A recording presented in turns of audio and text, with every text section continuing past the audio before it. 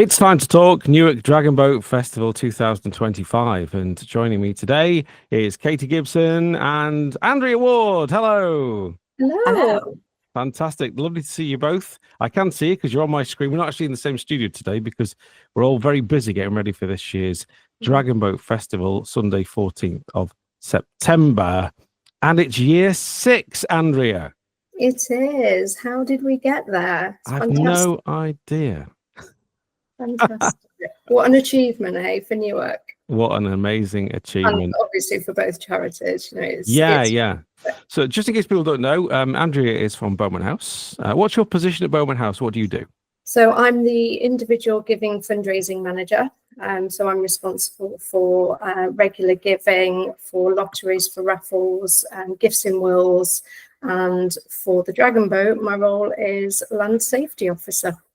That sounds very posh and very needed at the same time. Even on the river, land safety is important. We don't want people falling into the river. Yeah. And Katie Gibson from the Children's Bereavement Centre. We've known each other for a while as well.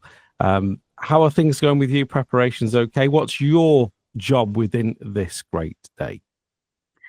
So my role at the Children's Bereavement Centre is fundraising and marketing, and pretty much exactly the same for the Dragon Boat Festival. So I will be supporting the event directors from Beaumont House and the Children's Bereavement Centre on the day, supporting Andrea with her land safety officer role.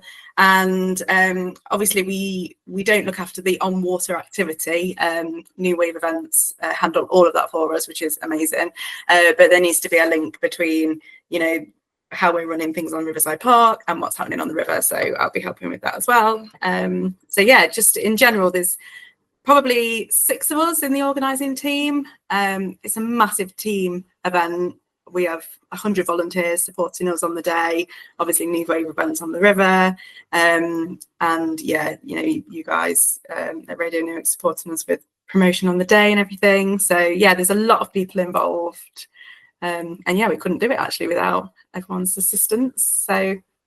And it's always very well attended, isn't it? By people who don't want to go on the river. They just want to come and see what's going on Riverside Park. What have we got to look forward to on the park this year? Anything new, Andrea? We have, yes. So we've got Ultimate Wipeout this year. So that should be quite exciting. So come down and have a look at that one. Obviously, Bounce About Inflatables will be there with their inflatable slides and their bouncy castles. We've got a fairground offering again this year with things like Beat the Buzzer, Higher and Lower, the High Striker, so the one with the hammer. Trying to ring the bell. We've obviously got face painting. There'll be tombolas and raffles on the day. Lots of things to take part in. Yeah, and we've got the big stage back. I think Paul Walker and Newark Disco are going to be helping out with that, aren't they? Katie, how important is that central point of focus for the day, having that stage there for the main event? Well, it's amazing for the festival, but also the acts that are performing. So, just like to say thank you actually for all of the acts that take part on the day. They do that completely free of charge. The dance acts specifically practice new routines for the Dragon Boat Festival. Obviously, it draws a great crowd. So yeah, it's brilliant to have the stage as a focal point. It also gives the opportunity for some of our sponsors to go on stage and talk to the audience, and again, it's just that real collaborative feel, and yeah, the stage kind of brings it all together. So yeah, it's great to have that again, and Radio Newark again have assisted us with helping provide some acts. Jack Bratt has been working with some new artists, I think, to introduce to us. So that's something new for this year, which is really exciting. Yeah. How important is this event, this day, financially to both charities? Let's start with Andrea from Beaumont House. Without this, it would be there would be a huge hole in finance. So how important is this day for Beaumont House? Oh, absolutely. I mean, it's expected that this year we need to raise just over £2.2 million to be able to provide those vital services to our families, to our patients, to being able to provide that service in a patient's own home where they're comfortable, giving that end of life care in a patient's own home, it's vital. We can't do this. We can't do our day-to-day work without the support of our local community. So without events like the Dragon Boat, we don't have a service. Yeah. And for the Children's Bereavement Centre, Katie, I mean, what difference does it make to you guys? So this is still our biggest fundraiser of the year for the charity. Not only is it about the funds raised though for us, it's about raising our profile and reaching those networks and communities that really need our service. We provide one-to-one free support to bereaved families across the whole of Nottinghamshire, and this is a massive opportunity for us to reach people that need us at one of the most devastating times of their lives. But also it's so important for us to work with local groups and communities, and we've got an amazing range of teams again taking part in the Dragon Boat race this year. So we've got 30 teams, and that is a mixture of local businesses across the whole area as well. We've got businesses in Nottingham that support us with corporate partnerships, and they're taking part this year. We've got groups like the Newark Round Table, Newark Scouts, Newark College. So there's a real mix of people coming together and racing and, wanting to ultimately win that trophy because it's highly competitive on the river. But we also this year have a mixed team from Newark Business Club. So 11 businesses have got together and formed a team, and obviously they're doing amazing work fundraising. And again, that really gives us really good profile and promotion for both charities. All of the teams that are fundraising, nearly 300-400 people involved in that are reaching out to their networks saying that they're fundraising for our two charities. So it's just win-win. It's not just about the fundraising, it's about the marketing and the community spirit and everyone coming together. So yeah, it's the perfect fun really for us, isn't it? I've always thought that. I think everybody gets something out of it. So people coming for the day that maybe aren't part of the racing can have an entire day with the kids in Riverside Park just enjoying themselves. And yeah, you can just be there and enjoy the whole experience for as long as the day. You don't have to stay all day if you don't want to, but there's always something with somebody. And I think from my point of view, having it been around now for 6 years, it is the focal point of September. Because we've just come through the summer period and we're kind of a bit near because it's all back to school and, what's the next thing we have to look forward to? Well, it's Halloween, it's Bonfire Night and it's Christmas. So it's a really nice way of bridging the gap between August and October, in my opinion. So I couldn't even envisage a time where we wouldn't have it because it's just there. It's in the diary every September. We know it's going to be there. So let's hope it does continue for a long time to come. So there's lots to do. Yeah, no, it is, isn't it? Everyone loves it. Everybody loves the day.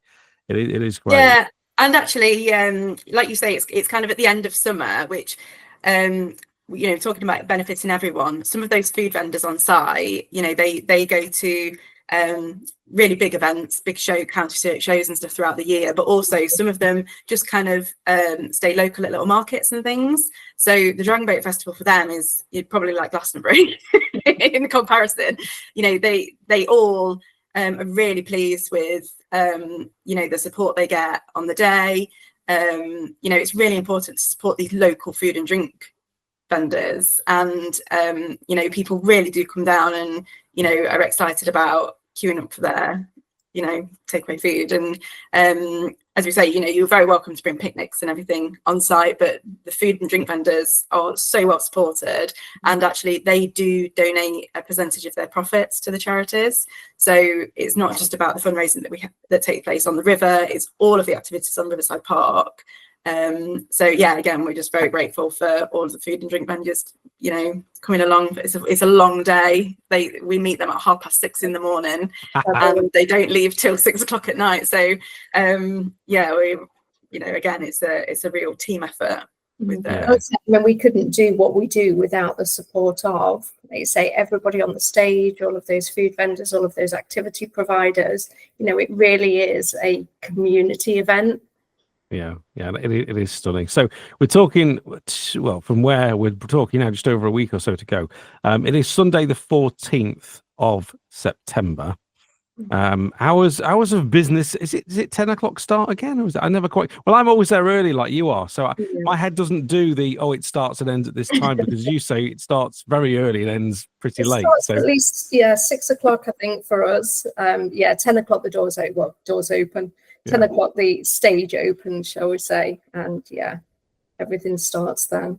Yeah, and we would encourage you, if you're listening or watching this today, if you're coming along, to wait till the very, very end when we see the winners crowned, because that is a sight to behold, isn't it? When you've just got all those teams together waiting to find their final times, and when the winners are crowned, that it is a bit messy, because there's some cheap plonk flying around in the air, and there's it is really, really good, isn't it? Everybody has a fantastic time.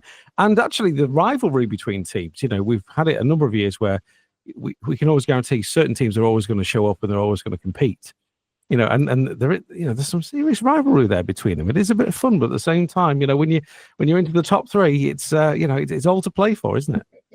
Absolutely. And you know what, there's trophies for the best dressed team as well. So last year Village Chic won that, and the most fundraised team we also give a trophy to. But yeah, the top three teams, it's, as you say, Phil, it's really important that people stay till the end, because those teams that are in that final, that's their fifth race, and to race in those boats that weigh about a ton, from one bridge to another, it's 200 meters. They really need the crowd behind them about 5 o'clock. So even if you pop down for the morning for a couple of hours and then come back and line the river to cheer them on, because rowing in those boats when you're not really familiar with it 5 times throughout the day, it really, people are shattered by the end of the day. So as many people as possible to come down for those final races about between 4:30 and 5 would be amazing. Yeah. Now this year you've shown me the change in design for the medals. Can we have are we allowed to see this again now? Sure, why not? Exclusive for free. Look at that. So for those listening on the radio, you can't see it, but for those watching on social, you'll be able to see this. Newark Dragon Boat Race 2025, and it's a yellow kind of thing with a beautiful dragon on it. And we every year we kind of change the design a little bit, don't we? And I think that's the best one yet, to be honest. Oh, thank you. It's nice and bright. Yeah. We thought it'd be cheering everybody in the boats. The drummer, so there's one drummer, 10 rowers, or they're called paddlers, not rowers, sorry. Okay. Will receive one of these medals for taking part. So it's going to be superb. Let's just hope for the weather. It's not been so bad, actually. The last few years have been okay. I think the year that was a bit wibbly wobbly was near the end, wasn't it? Where I remember you'd arranged for somebody within your family who flies a red arrow or something. And there was a couple of years ago, wasn't it, where the red arrows come over right at the end. And you said at the time, you said, do stay behind for as late as you can. I think there was there's the teams at the end and us. So there were very few, because it was about 5:25, wasn't it? And then the red arrows came over just because you'd phoned. Was it somebody within your family that you had? Katie, this is it. She all kinds of people out all over the place. I bet you could summon Santa Claus if you wanted to. Oh yeah, no Santa. Yeah. Just have to call in all the favors when you work for a charity. But so my brother-in-law was part of the team for 2023. Yes. So he was talking to me about his route back from this air show, because he couldn't actually come to the Dragon Boat Festival, which he would normally do. And I said, what's the route back to Waddington? I wonder if there's a way. Actually, I think they just moved to Scampton then. I was like, I wonder if there's a way you could maybe do a flyover. And he was like, well, it'd be about half hour. I was like, yeah, I can do that. Let's do that. I don't think people believed me. We thought you were taking the mickey, to be honest. Yeah. I mean, I didn't want to put it in the program. Just in case it didn't happen. I didn't want to sort of add it to the agenda, but that was good fun. What we're saying is, we can't guarantee that's going to happen this year, but there's always a surprise somewhere. So don't go home too early. You just never know. See if I can pull something out of the bag. Yeah, let's see what we can do this year. See if we can get to, I don't know, we'll find something. Sunday 14th then of September, please do come down to Riverside Park. Do support both of our fantastic charities, Children's Bereavement Centre and Beaumont House.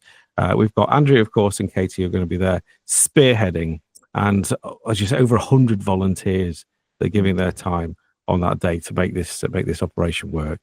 So yes, any final thoughts from you before we move off and look forward to the day itself? So I'd actually just like to do a big shout out to our headline sponsors, actually. So GXO, Middlebeck and Marshall's Coaches. We genuinely could not put this event on without the support of sponsors and the teams, obviously. But you know, we invite our sponsors to come down and have a fundraising stand as well on the day. So you know, please do pop over and support them. And of course, all the teams, you know, as we said, it's a massive collaboration. If you see some of the teams on social media posting about, you know, their fundraising, please do like and share it. You know, we've got a Facebook event group for Newark Dragon Boat Festival, and any information you need is on the Newark Dragon Boat Festival website. So yeah, just, you know, please continue to do what you're doing. Everyone's sharing the event and there's a real buzz about it. Hopefully everyone's seen the Corex and banners around town. Yes. And yeah, hopefully, you know, everyone by then will know about it. And if they're free, come down and join us. Fantastic. Well, thank you to both of you for spending some time with me in this home studio today. It's been great. And we'll see you on the day itself for at least 10 hours, if not 12 hours of complete fun and madness. Absolutely. Thank you.